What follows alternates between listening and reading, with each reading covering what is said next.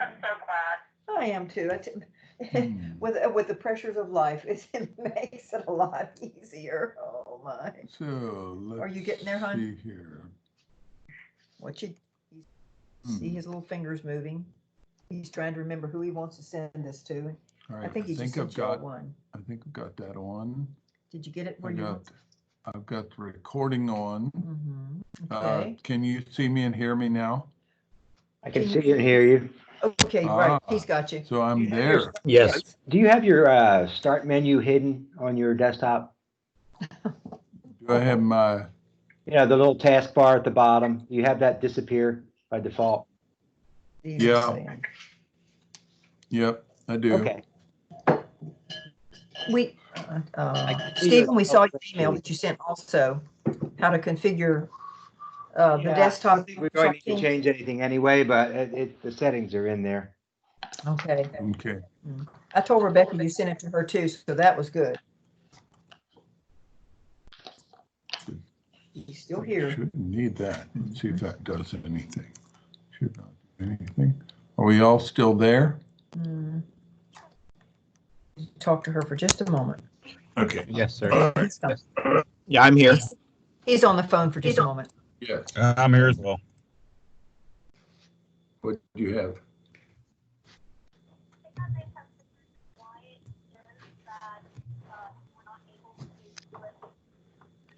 Hmm.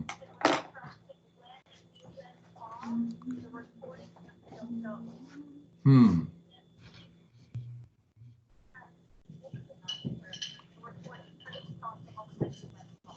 Yeah. Hmm.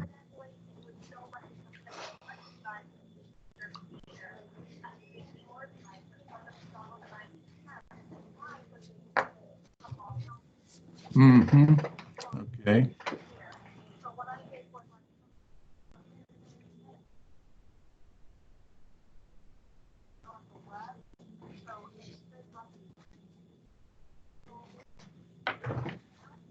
Mm-hmm.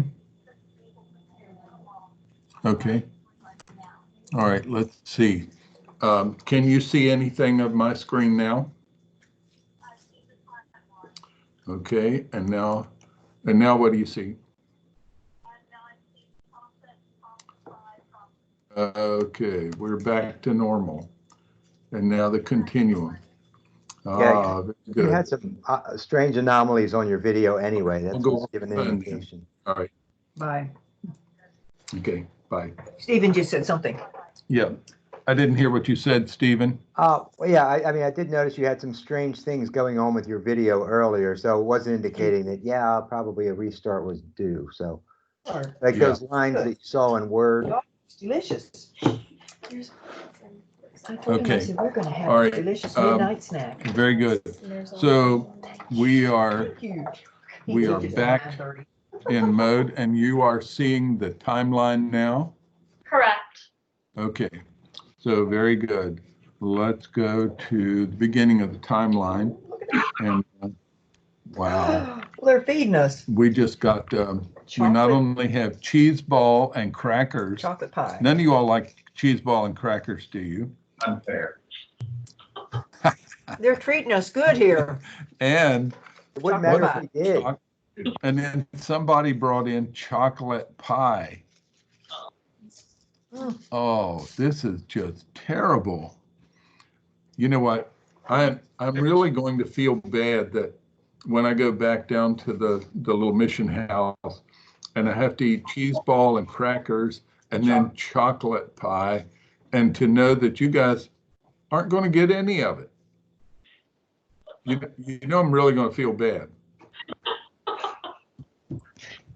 But I'm sure going to enjoy it. Well, guess what we got? What do you have? Well, the 87-year-old widower in the church here who's going to be keeping one of the speakers for the conference, he is known to make, quote, amazing fudge. And he brought us a little portion of really good homemade chocolate and nut fudge. Wow. Delicious. He's got the touch, even at age 87.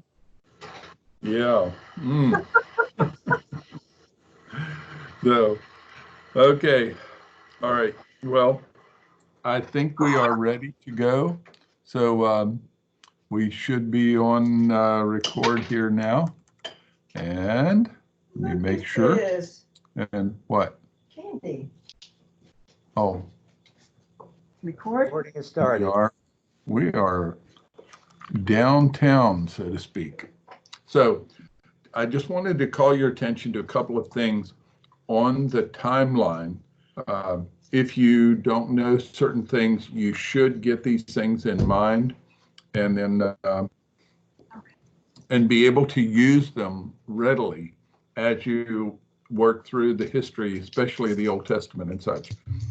Now, this uses the Masoretic text dates, and the only real difference is the apparent understanding that Israel was not in Egypt 430 years, but they were only in Egypt for 215 years, assuming that, as the Septuagint and the Samaritan Pentateuch said, and as some have understood Galatians 3:17, that the 430 included the time from when Abraham received the promise effectively at age 75 when he was in the land of Canaan.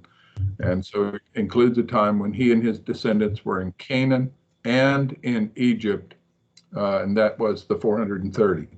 So that's something we're working on right now, and we're going to put out a good paper that clarifies all of that. Isn't that right, John? Poor John. Yes, that is right. Because the Uh, word will clear. So all we got to do is get all the details put together, and I think we'll be okay. By the way, John, did you see the additional note that I think I sent it today on the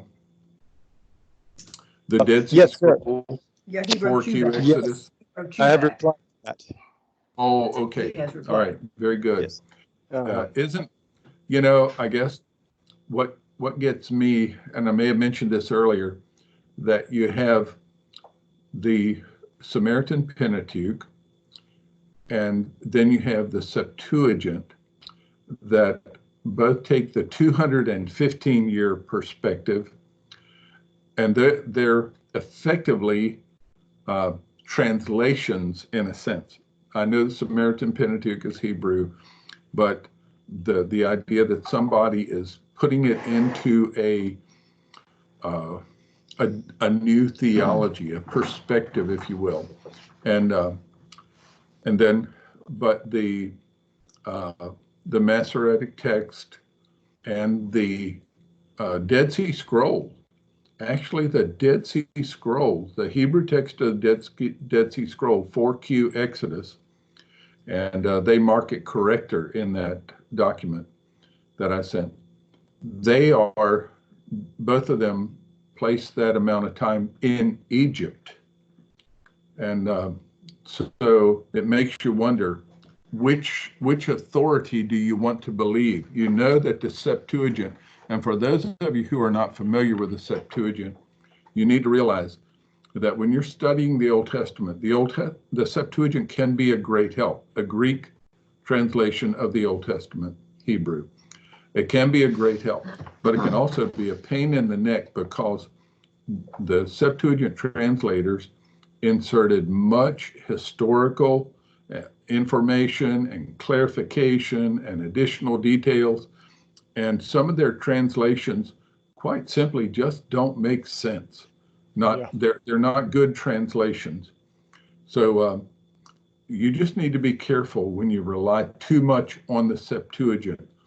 But in the present day, with the tremendous focus on Greek over Hebrew, and where guys would take 3 or 4 years of Greek in a seminary, and then maybe take 1 year of Hebrew so that they don't even understand the basics of Hebrew, and then those same men will prefer the Septuagint text over the Hebrew Masoretic text.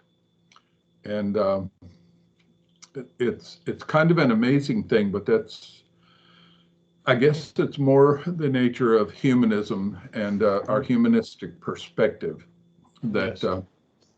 so anyway, that should be a fun study for you, John. Yes, it is. Thank you. So, okay. And I don't know, now and you're doing this study, you got to make sure you've got to help me to keep my fingers out of it, okay? Oh, keep your fingers out of it, huh? Yeah, I don't know how you're going to do it. Oh, they're welcome in. There's plenty of room on the keyboard. Yeah, there's a lot. I was working on Galatians 3:17 today, so Okay, yeah, that's what I could not sleep last earlier. night. I think I woke up about 2 o'clock and about 2:30 and 3 o'clock and 3:30 and 4 o'clock and 4:30 and finally about, what time did I get up, hon? About 4, I think. About 4 o'clock. I finally got up for a couple hours and worked and then went back to bed. So, oh my. So not much rest last night, but that's okay. So I'm glad that people like Paul up near the Arctic Circle can get plenty of rest because they got plenty of darkness up there. Isn't that the way it works, Paul? Yes, it actually is very tiring in the winter. Okay. All right. Well, very good. So a couple of points for you to think about here on the timeline. The calculation that I've done, let me give you these points down here. Now, the calculations are based on the 4th year of Solomon, according to 1 Kings 6:1, because that's when he began to build the temple. And that is circa 966 BC. Now, when I say circa, that's plus or minus a year or two. So some would say 966, some say 964, but basically right in that 966 range. Now, years BC in absolute are usually within 1 to 2 years of the actual, as far as these calculations go. Another thing, and important, because you'll notice if we go across to, let me take this off down here. Let me go across here too. And you notice my year of the flood, can you see that okay? And you see what year absolute the flood would be?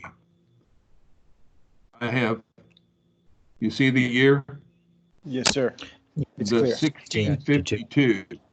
Most people will take that as 1656 because they're using whole years in the basic calculation.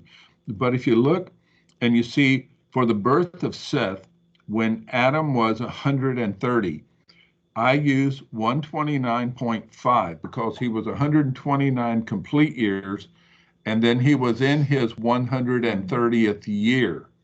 This is the same way that some other Eastern countries, and including as we found out from Peter Nilsson, they do in Kenya.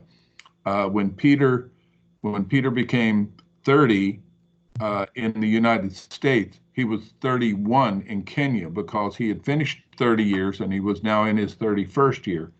So each of these years basically is the number of whole years plus a portion, and I use typically a half a year to cover that. So that would get me in the ballpark. Well, when you do that over the course of several generations, you end up with about 4 years difference, and that's where my 1652 is as opposed to 1656. In reality, then, the number 1652 and the number 1656 are not different. It's just the way that I did the calculations to make sure that all the numbers were crunching. And I think I've got almost everything crunches in this spreadsheet. Now, so this gives a creation date, not a 4004 as Bishop Usher, but a 4166. And I put a number of the references up above those dates. And now, and you'll also notice that below the name, like Adam, it says Adam below, but that's really Adam. Seth is Sheth. Enos is Enosh. What we say Canaan is Canaan. And then Mahalalel, Yered, Hanok. By the way, can anybody tell me why Jared, that would be Jered, is spelled typically in our English volume Jared?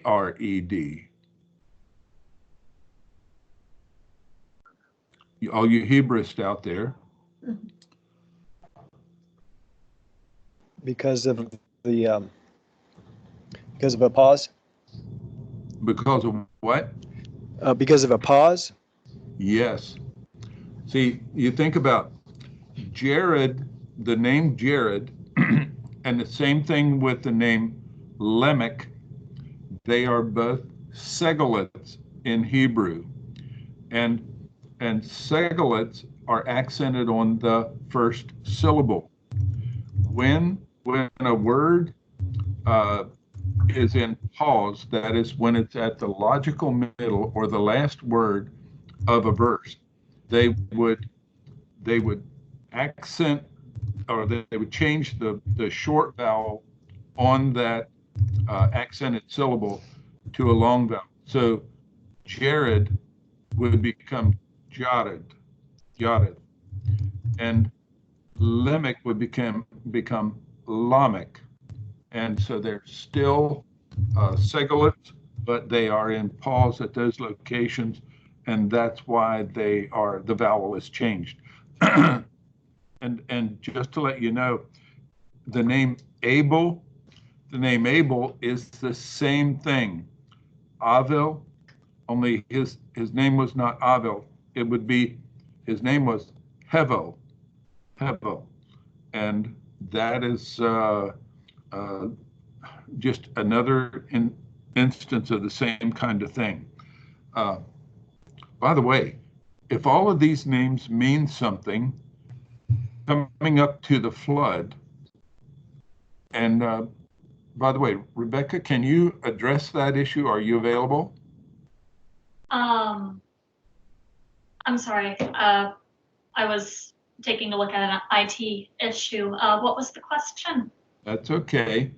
So what is, it appears that each of the names from Adam up to Noah, and even Shem and Japheth and Ham, all of those pre-flood names seem to have genuine meaning in Hebrew, or in what we would call, later called Hebrew, but it was originally the language of Adam. So what is the significance of that? Does it have any significance to what the language, the pre-flood language was? It does indeed. It indicates that the pre-flood language was Hebrew. We can see from the other instances in scripture where names occur in the Old Testament that the Hebrews did not translate foreign names, but rather they transliterated them. An example of that would be Pharaoh, which is, of course, an Egyptian word meaning great house, and would be the equivalent of Melech or another, or Beit Gadol in Hebrew. But the Hebrews did not translate that from Egyptian into Hebrew when they included it in the scripture. Instead, they transliterated the foreign name. Thus, that gives us a model of how it was that the Hebrews handled names. They did not translate, but transliterated. Thus, the fact that those pre-flood names have meaning in Hebrew indicates that those were, in fact, the names that were given to the pre-flood patriarchs and therefore had meaning in the language that they used, which must have been Hebrew. So if these names, if Hebrew, as we call it now, Adamite, if it had not existed pre-flood from Adam, and the names had been, then the names would have been originally written probably in some kind of a pictograph or in something else, but maybe in a cuneiform or in a hieroglyph. So if they were written in hieroglyphic or cuneiform or something like that, then how would you preserve the meaning of the name going from a hieroglyph or something of that nature and preserve the significance of these names as they are? You couldn't, especially given that a good many of them are terms that are very hard to picture using pictographs and hieroglyphics. You would just about have to use an alphabetic language in order to represent and communicate the idea that is represented there. Okay. All right. So these names are indicative, even at that, of the original language of Adam having been what we now call Hebrew, or as something that would be very close to it. A lot more to that we won't go into right now. Let's look down at the seventh from Adam. So we have, you know what, it wouldn't be a bad idea for you to memorize the first 10 names here. And, go Adam, Seth, Enos, Canaan, Mahalalel, Jared, Enoch, Methuselah, Lamech, and Noah. So it'd be a good idea to memorize those. And so now you notice on the left side of this document, I also have, according to 2 Peter 2:5, the preachers of righteousness. And I marked it as, this was a title born by the believing descendant who was responsible to bear the record of God to the next generation. And even in the Essenes community, and maybe those who actually, I guess you'd say, hid the Qumran scrolls and such, these people had a sense of someone. He was either the teacher of righteousness or the preacher of righteousness, but he was a, as I said here, he was a believer, and he was someone who was sufficiently old and established. He would be a true elder in the faith and would be responsible to bear the record of God and to accurately represent the record of God to the next generation. Well, if you think about that and you look down the list, of course, Adam would be the first one in the list. And then when Adam died, Seth remained. He was going to live for another, from 930 to about 1042.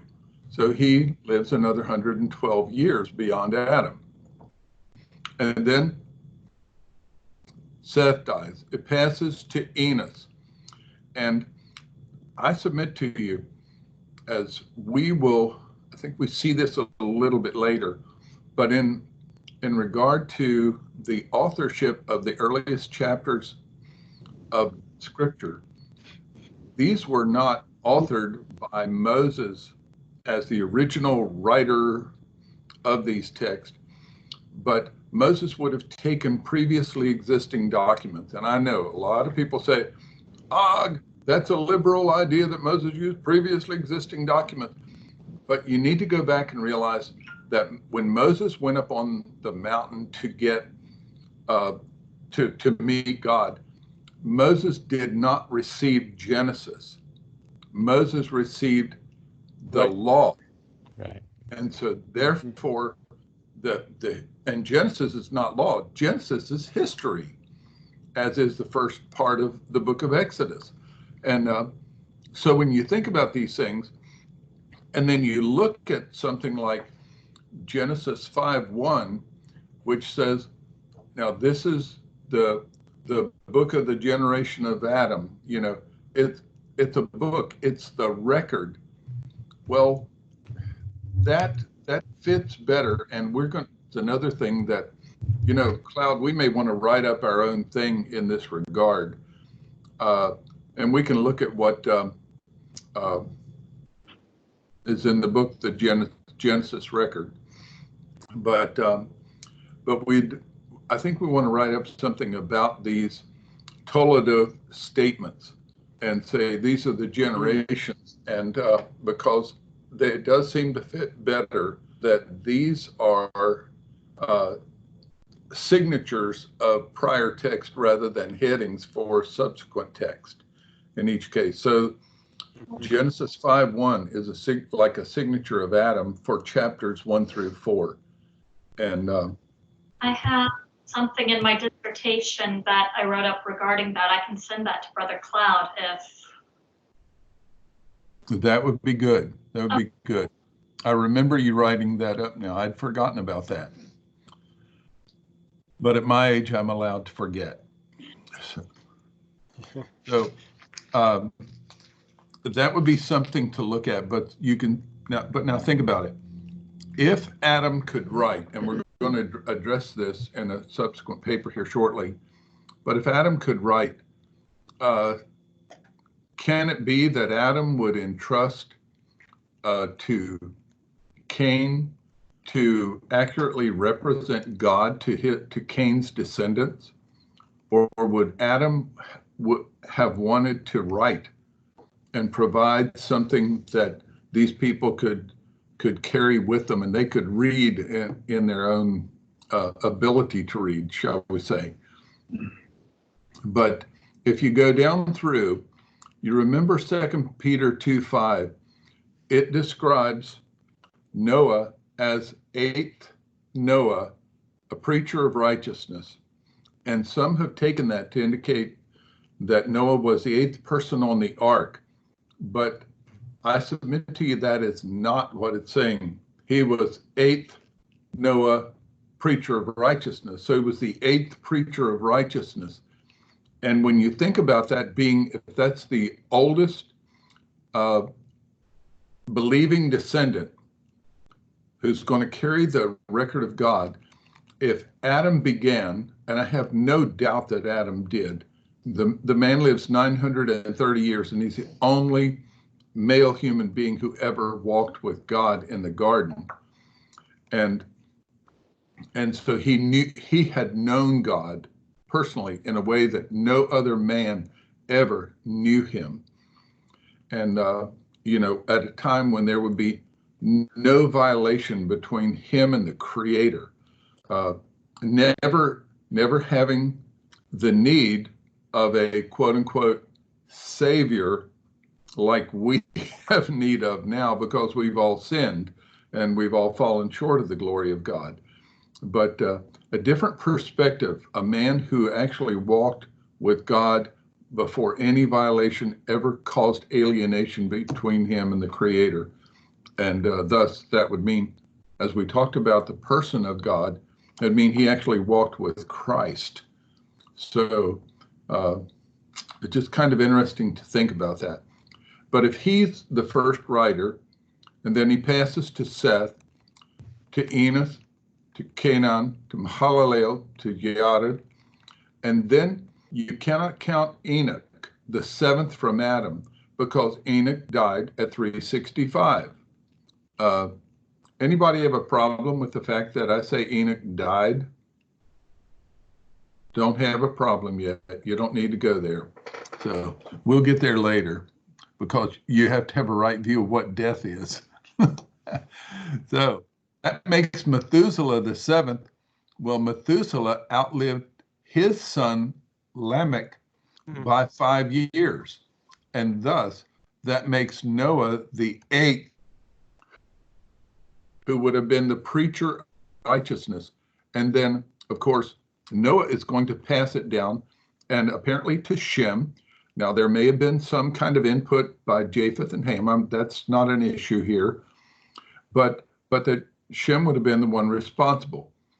When you look at the subsequent generation, Shem outlives Arphaxad, outlives Salah, and then the next generation is that of Eber. Isn't it interesting that this 10th preacher of righteousness, according to this pattern, would be Eber, that is Heber, if you will, where we get our word Hebrew, the Ivri, Ever. And then Eber would outlive, he would outlive Peleg, Job, Babel, Ru, Serug, Nahor, Terah, Haran, et cetera, and he would go all the way down to, when you look, he'd outlive Abraham and Sarah and probably Lot, and he would actually die during the life of Isaac, and apparently Isaac would then become the 11th and Jacob the 12th. Who would be the 13th? Question mark, Joseph, because now we're down in Egypt. And how long they were in Egypt? Was Moses the next, and so forth, and perhaps Joshua after? Those are difficult to say, but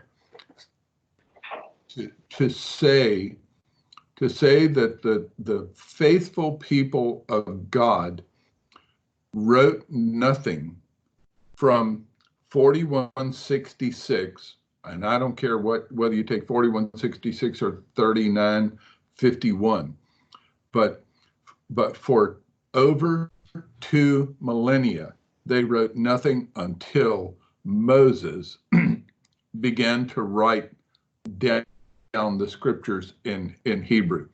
The Hebrew language had existed. As a matter of fact, let's go back for just a minute and let's ask, when did the Hebrew language begin? Certainly post flood, okay, but when? We got to get after the flood. Well, go ahead. Eber, of course, it's named after Eber, who is before Babel, but okay. He's just bearing the language that already was. Mm-hmm. Yeah, and so it's named for Eber.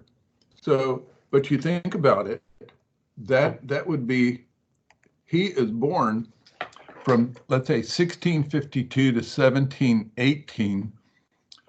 That's only 66 years after the flood. So when you come down to something like that, and you think that this is his language and such, you know, there are just a lot of things that you need to correlate when you're looking at this Old Testament era, and you think, if he wrote and he's going to outlive all of these others, it's just kind of an amazing thought. And what about, then you got Babel. Babel probably somewhere in 100 to 120 or 150 years after the flood. Then that rebellion there would, keep in mind, Noah lived how long after the flood? 350. Okay, lives 350. Now, question, is there any real possibility that Noah was a part of the rebellion at Babel? No. No. What about Shem? No. I don't think Shem would be there either at all, period. I doubt that even Japheth and Ham were there themselves personally. Now, Arphaxad, Salah, you go down through time here. We don't know whether they would actually have been there, but Brother Sheets. Rebecca, yes, go ahead. Oh, okay. Yeah, I was working on these names, and a thought I've been working out, wanted to bounce off you, is thinking about the descendants of Ham through Canaan, speaking Hebrew, basically, right? And very indicative that Canaan wasn't at Babel either. And here's the Hamitic people speaking Shemitic much later in all through history. It's another evidence of the originality of Hebrew. Yeah, and now there's one of the things that we're looking at, and we need to work out, and Rebecca and I've talked about, is some of these people who were close to those who maintained their Hebrew language, they could have changed to that Hebrew language, like Aramaic, though it's because it appears. I think that Prophiat, what was that guy's name? Prophiat, I've forgotten his name. Oh. He called Aramaic a corruption of Hebrew. Oh, yes. Mm-hmm. In the grammar that we use for biblical Aramaic. Yes, yes. And so, they could have, it's so difficult to say, but we don't have to worry because Rebecca's going to do that research and get it all fixed up for us, right? Yes, sir. No pressure, no pressure. No pressure. But when you look at the timing, the language of Adam coming down like that. But so when you see these things, and you're going to see these intervals, most of what we get, or most of what's in this, is going to come from Genesis 5 and 11, our primary sources of pre-Abrahamic dates. The Septuagint and Samaritan Pentateuch dates differ from the Masoretic text. Isn't it interesting that the Septuagint and Samaritan Pentateuch dates differ from the MT? And I have separate layouts for both of those. But you know what? It's kind of interesting there, John, that when we talk about whether or not Israel was in Egypt for 215 or 430 years, then those who hold to the 215 years use the Septuagint and the Samaritan Pentateuch as their authorities. But they are the ones that are so different in so many respects from the Masoretic text for Genesis 5 and 11 and other pre-Abrahamic dates. Gerizim. Yes. So it almost makes you wonder if the people who prefer those things aren't already being influenced, maybe unknowingly, but that they're already being influenced to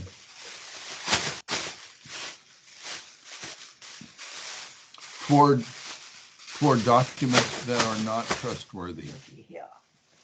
And in so doing, they are actually being used to undermine the authority of the Word of God. Yes. Do you hear that noise? Oh, that was me. Oh, okay. I was opening. Somebody opening a trash bag. Oh, it sounded like a microphone problem. Okay. This is Yeah, it did. I wonder. the person who was making the noise is the person's always telling somebody else, "Oh, you're making noise." I forgot how close I was.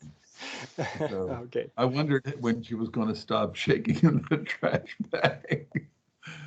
Oh, and then you can see I've got a note about Job's life there, origin of the name Hebrew, Ham's birth year is not revealed, and you can see that there. Noah's life and Shem's life after the flood. Then there's a note about Terah's age and in relation to Abraham, and there's a New Testament verse that's used in that respect as well. And then Peleg and his relationship to the Babel rebellion, the time of the Babel rebellion. Now, as you look over this and as you use this, what we'd like to do, and Pastor Baker at Tabernacle has wanted me to put it into something where we could break it into pieces in some way, or put it into this big giant mural, I guess. So if you have it, you run into ideas on that. Cloud, for you, thinking about doing the museum, how are you going to display this? You're going to put it down a wall, or what? Right. Yeah. Big mural. Exactly. Or like, did you ever go to with video Gettysburg? displays. Did you ever Yes, go I to have. Gettysburg? Cyclorama. And the cyclorama they had there? I wonder if something like that would work. That would be interesting to do it that way. I'm not sure that's the best way, but maybe we'll get, maybe Jesse will come up with a good idea. So, you still there, Jess? Hello. Jesse, are you there? I'm here. Yeah, I'm here. Okay. He's I talking didn't about. He's hear talking you about comment, you, Jesse. so. I heard him. He's coming up with crazy thoughts. All right. So you never know, you might need it in Nepal. So, okay. All right, let's leave the timeline for a moment, but you need to look at some of the major dates and think about it, and then get those things kind of fixed in your mind so you can correlate Old Testament history. Hon, you're making noise again. So, all right, so I'm going to close that for now. My wife is making noise again, so Going away. who knows what. All right, let's take that down. And let's go to the next thing would be this, this thing of perception is reality to the viewer. Is that what you're seeing now? It is. Okay, and you should have this in your email if I did not overlook you. Yeah, I saw it in mine. Okay. All right. So let's talk about this just shortly. And I used Job 23, 8 through 10. And there have been people who said, you know, Job looked every which way, looked all around him, but Job should have looked up, you know. Well, if he had looked up, he would have known that God was there. Well, Job knew God was there. But so, all right, let's see. Well, Jess, since you're there, why don't you go ahead and read that first paragraph, if you will, please. All humans are affected by the conditions of life in which they find themselves. They look at the conditions around them, and though the conditions may be of very short duration, perhaps even only momentary, they reach conclusions regarding the desirability of that situation. If the conditions of the situation make it a good and valuable experience, they desire to continue in them. But if the conditions make the experience bad and destructive, they want out of it as quickly and as easily as possible. This is normal human behavior, but a person's conclusions regarding what is good and bad may not be accurate. Something which seems good and desirable at the moment may actually be working to a very bad and undesirable result. And something which seems bad and undesirable at the moment may actually be working to a very good and desirable result. In short, at any given moment in time, what a person thinks is bad may actually be very good, and what he thinks is good may actually be very bad. So you can't go by human opinion of things. There's got to be an absolute. So Let's see. Paul, would you pick up, please? Okay.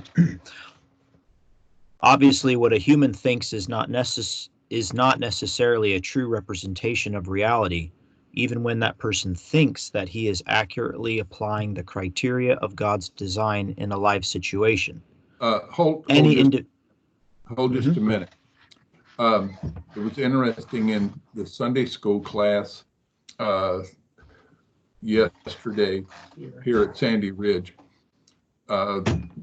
the incident where Nathan, where David said that he wanted to build a house for God. He wanted to build a temple, okay? And Nathan said, go and do everything that's in your heart. You remember? Mm-hmm. That was the first thing Nathan said. Then later, Nathan gets words from God, and God says, oh, no, that's not what he's going to do. And Nathan had to go back and so what Nathan thought was perfectly good and right in the sight of God at that moment in time was not the exact design of God. It was not the will of God for David to do that.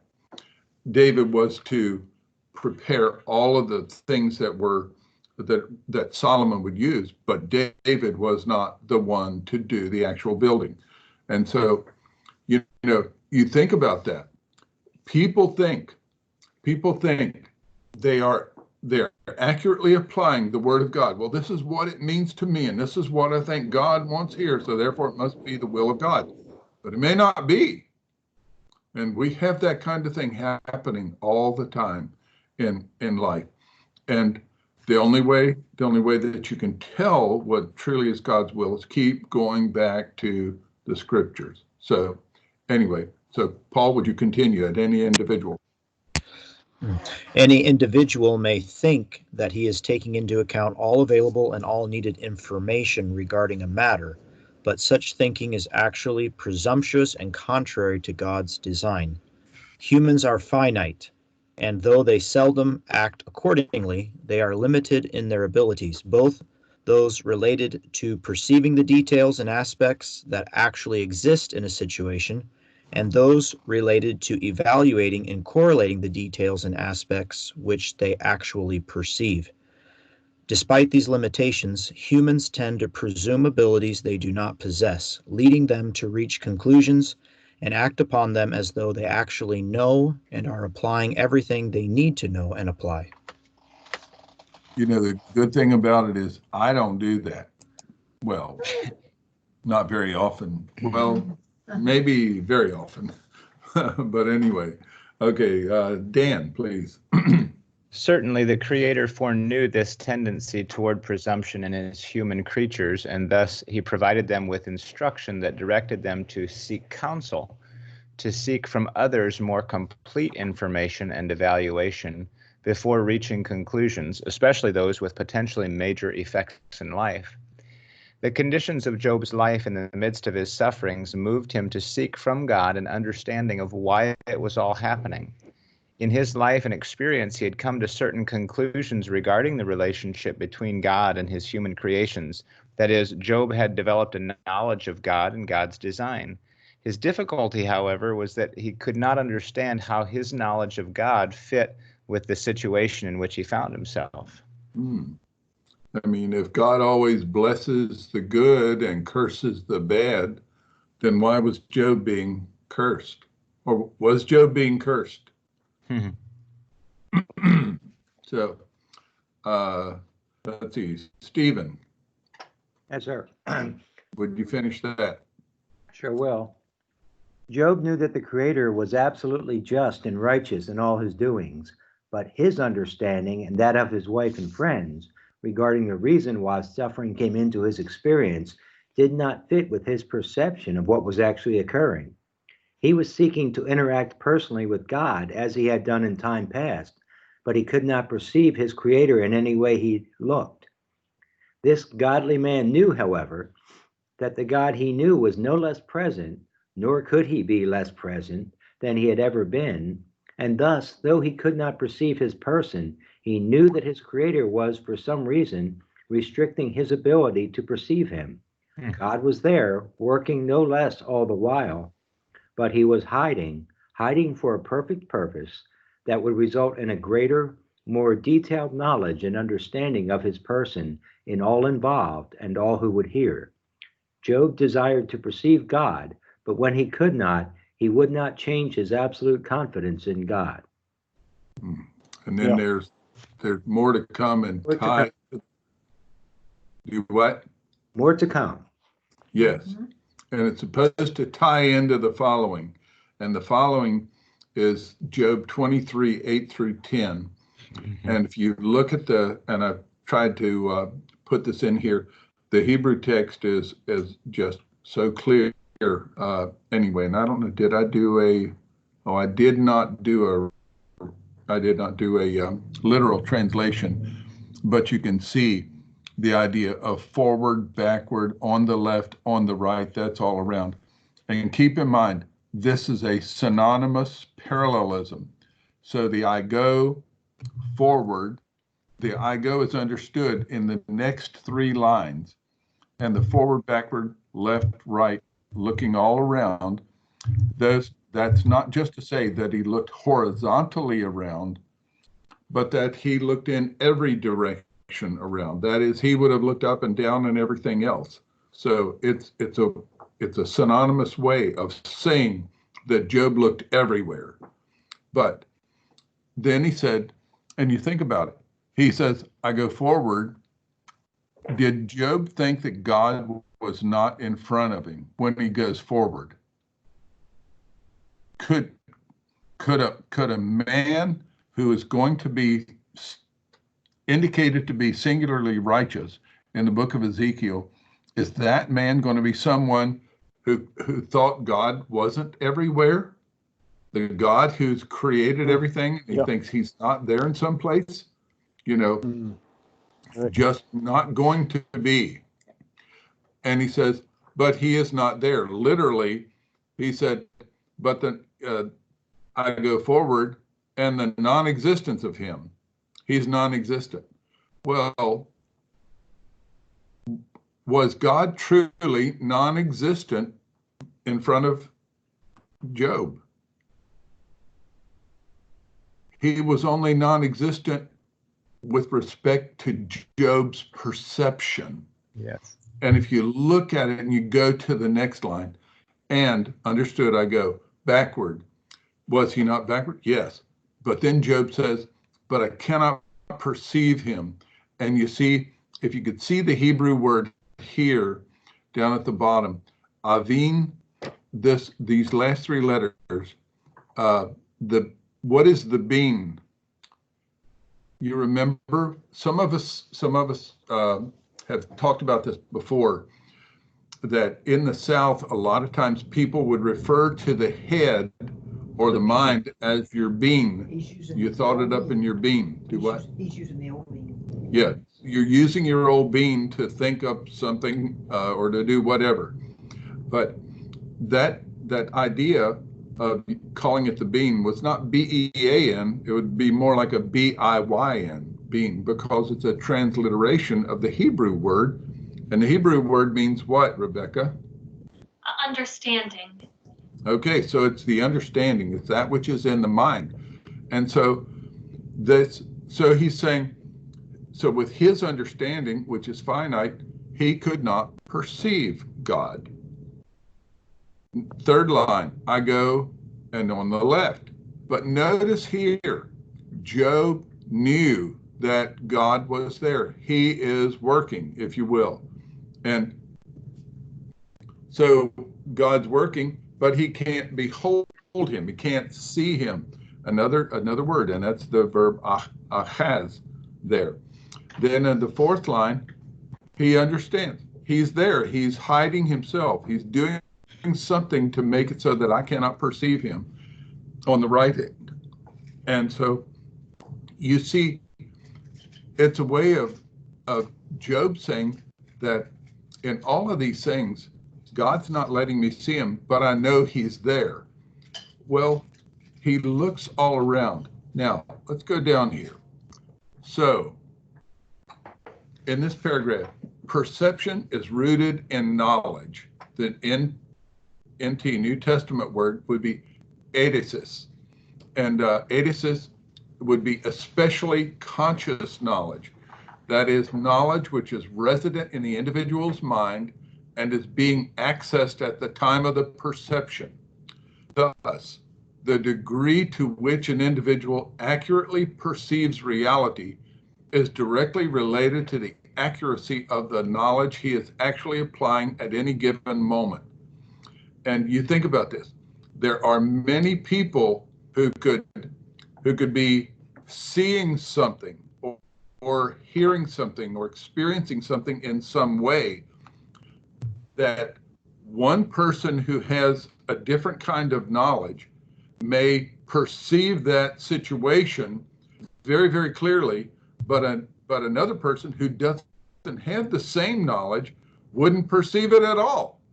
And that is so common. And I've seen that so many times in the things that I've done in engineering work, because I understood certain things and I was around people who didn't have the same knowledge and perception. They didn't even see it. They didn't know the issue was there, where I would see it because I had been schooled in things, so I would see it.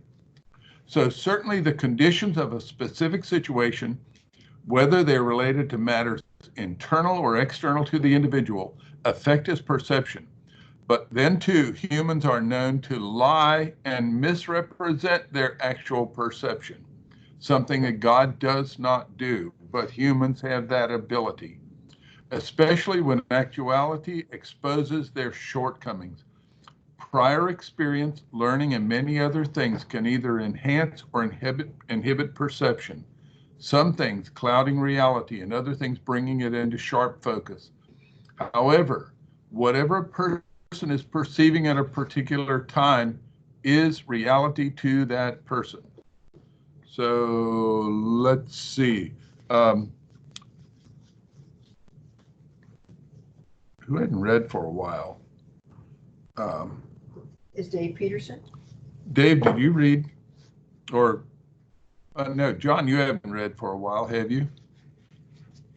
Oh, yeah, I guess Would- not. Sure. Sure. And we got this. Okay. Okay. This does not mean that his perception is reality, only that reality to him is what he is thinking at that time. This is the operation of conscience, that is synedesis, which is a composite noun meaning a seeing together, a correlation of the information having come into the mind from all the various sources. Thus, a good conscience properly sees together the information which has come to the mind. Stated differently, a good conscience properly evaluates and correlates according to the design of God all the information available to it in order to accurately comprehend whatever is at hand. Whenever thinking yields inaccurate conclusions, a condition present when depression occurs, then the individual so thinking is not properly evaluating and correlating the information available to his mind. Certainly, too, when a person is not accurately thinking and correlating the information coming to his senses, then that person is opening himself to anti-God influences, both human and angelic in origin. Under such influences, humans can be deceived, whether purposely or unintentionally, to perceive truth as error and error as truth, thus reaching conclusions which totally contradict the design of God, but which they are assuredly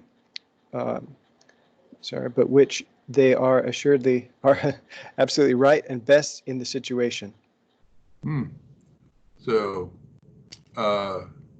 let's see, Paul, you haven't read for a minute or two, have you? Yeah, Dave. Yeah, you did, but that's okay. Go ahead. I'm here.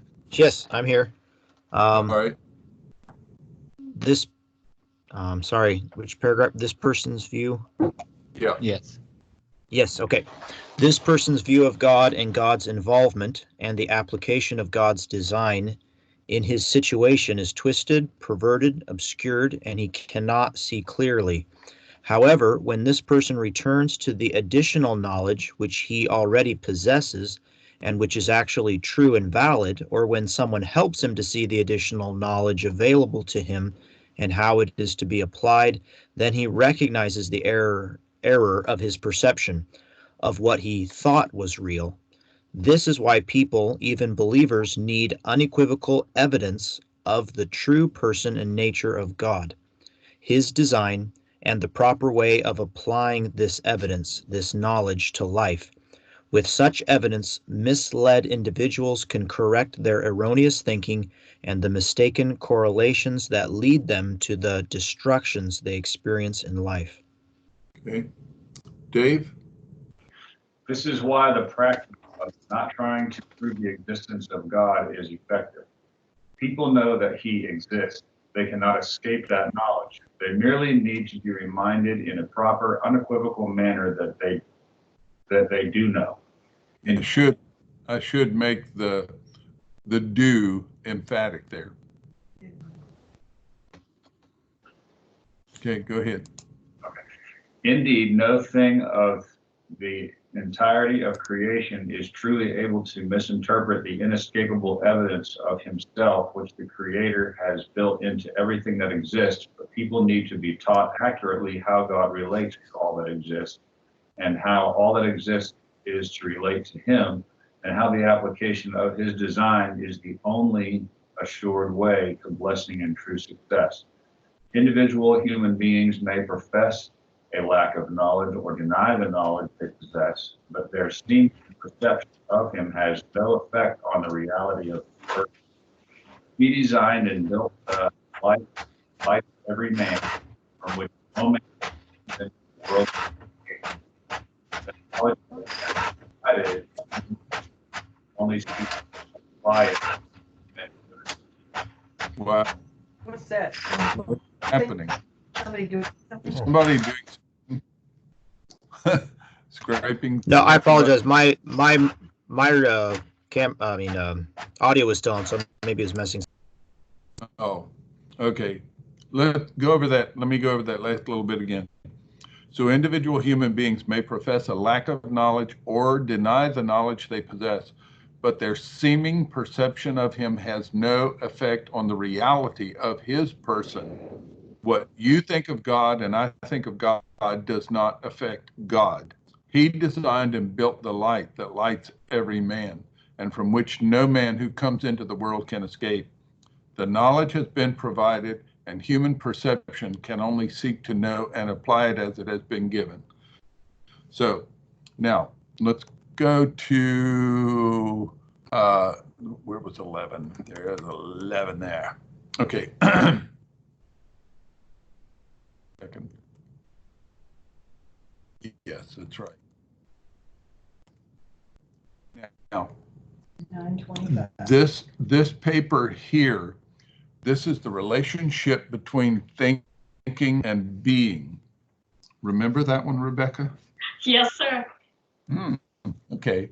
Let me just give you a thought. As you go down through this, the idea of thinking and being. I'm not going to go through all the verses here, and actually, I'm not planning on us reading this paper in class. So I want you to read it outside of class, but make sure you read it and always remember, when I assign reading to you, you are to read with understanding. That is, you don't just buzz through it and not get anything out of it. You got to try to get out of it what I have put into it. And but you can see all these references. The words of my mouth, the meditation of my heart be acceptable in thy sight. You can see that correlation between the mouth, the external, and the heart, the internal. You go down to Psalm 49:3. You got the same thing. My mouth speak of wisdom. The meditation of my heart shall be of understanding. And you got mouth and heart correlated, the external and the internal. 16:23 in Proverbs. The heart of the wise teaches his mouth and adds learning to his lips. So the heart and the mouth relationship. As a 23:7, as a man thinketh in his heart, so is he. Boy, Brother Sheets, Yes. we don't think with our heart, we feel with our heart.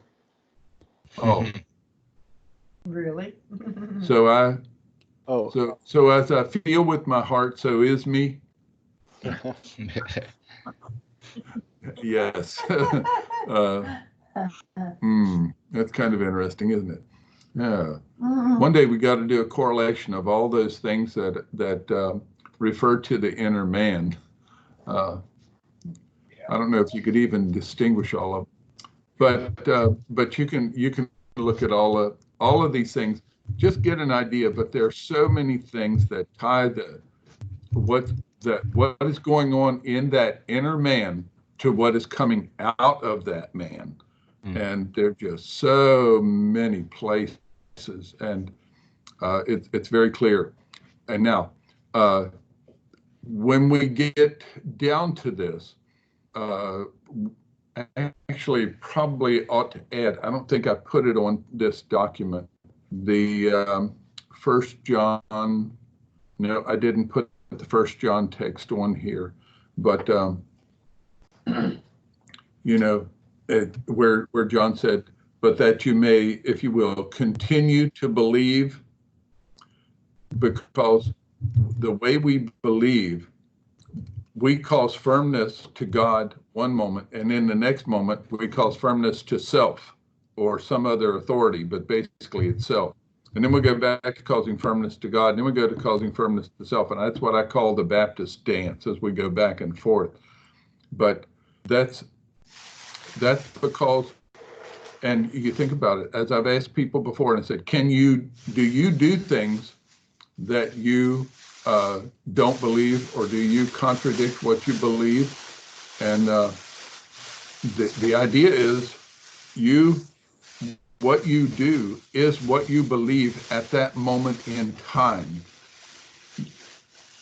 If you choose to violate the design of God, then you believe that you are authorized to violate the design of God at the moment when you do that violation.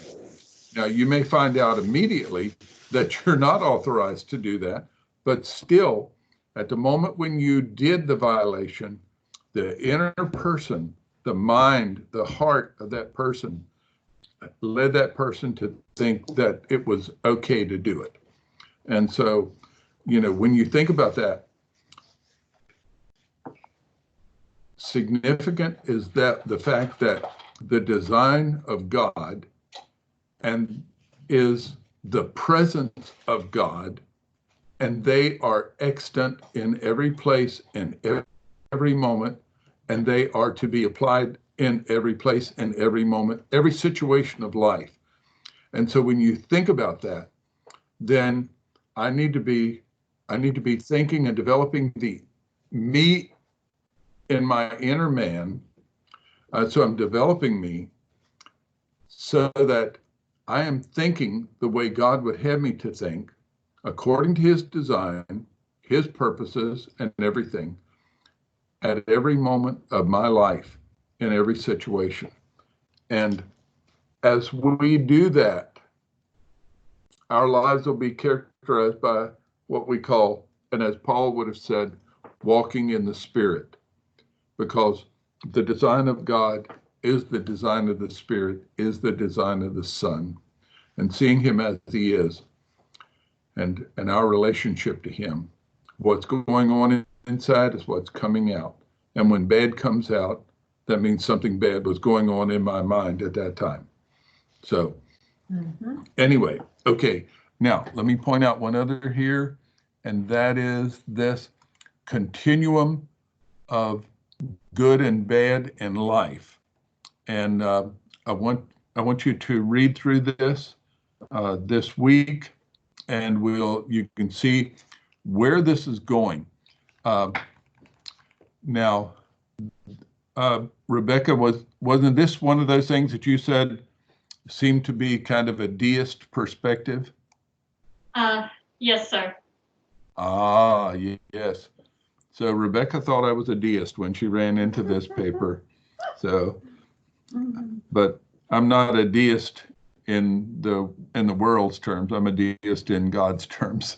So, but anyway, read through this paper, and what you're going to go to is this. I'm going to go to the end of it, and you'll see the illustration in the life of Jonah, and you consider, why do bad things happen? Why did God design a system where when you violate his design, something undesirable occurs? That is what I call destructions. And you're going to see what we call God's two-headed arrow.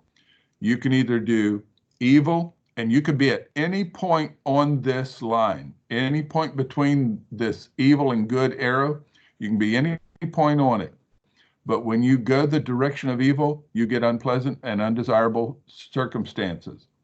When you do, and you can be all the way over here to evil, if you will, and you turn back the other way and you're going in the right direction. So these are vectors, and the only difference is they don't have any absolute length. They are vectors that you take from some point along the line of life. And you can go back and forth, and that's what we typically do. So read over this week, and then we will talk about this two-headed arrow.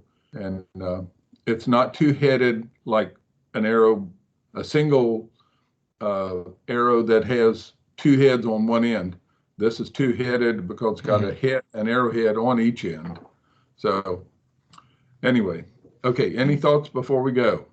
Yeah, I think that that brings up the thought of repentance, and that sheds a helpful light on that. That when I change my mind to be in accord, God's standards and God's person, then I'm heading the other way, and then I'm returning back to good. Yes, and Cloud, you remember when we talked about Psalm 90, verse 3, and that becomes a part of this. Let me see, did I put Yes. that in this document? I just preached on that yesterday. Oh, you did? Yes. Oh, very good. Did I put, oh, I did put it into the document. There it is. Psalm 90, verse 3, an analysis of it. So, so if you preached on it, that means you've got additional insights into it that you could add into this. Is that right? I'd have to look at that. Yeah, okay. All right, very good. Well, I think then we'll close down for the night and let everybody go. Well, it's too early for you to take a nap, Dan. So, and Jesse, you're still early for you guys. Wow. And Paul, it is 9:30 up there for you, isn't it? Yes, sir. Same time, Eastern. Okay. Eastern time. Good show. I'm on the same time as John. Eskimo Standard Time. You're on. Jesse, on. Wow, I've never heard that before. What did he say? Eskimo Standard Time. That's good. EST. Hey, but they don't use the term Eskimo anymore, do they? Out here, apparently out in the Western Arctic, there's a small group that still refer to themselves as Eskimos. But yeah, out here they're Inuit. Inuit Standard Time. Inuit. Yes, Okay. with an I. All right. Well, anyway, well, Paul, give Loretta, give her a hug for us, Tell and all Lo- those little whatever. Hey, Tell Loretta we said hi. So, all right, and Anybody else on that we haven't Rebecca? said hello to? Rebecca, thank you for Yeah. spending the evening. Yeah. So now Too easy. And Brother Dave was there too. okay, all right. Well, let's see here. So Who else is we're all on? ready to go. I see Oh, Dave yeah. was Okay. there. So, and we didn't see Sub A. Did you get anything from Sub A? I did not, no, sir. I didn't Okay. either. We didn't either. All right. Very good. I guess we'll go back to our little mission house and have cheese ball and chocolate pie. Oh. All right. So Good night. God bless. you all have fun. Good night. All right. Good night. Hey, Dave, Yes, sir. would you just kind of, Rebecca's your dad there tonight? He is. Oh, okay. All right. No problem. I just wanted to make sure that she wasn't going out by herself. Oh, So if her dad's there, that's We're okay. good. You're good. All right. Thank you. Stephen, good night. John, Good night. Jeff, everybody. The Lord bless you. Dr. Sheep. Oh, you gone. Good night. good Night now. night.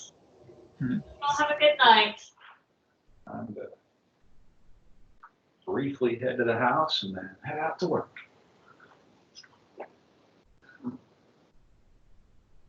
Whew.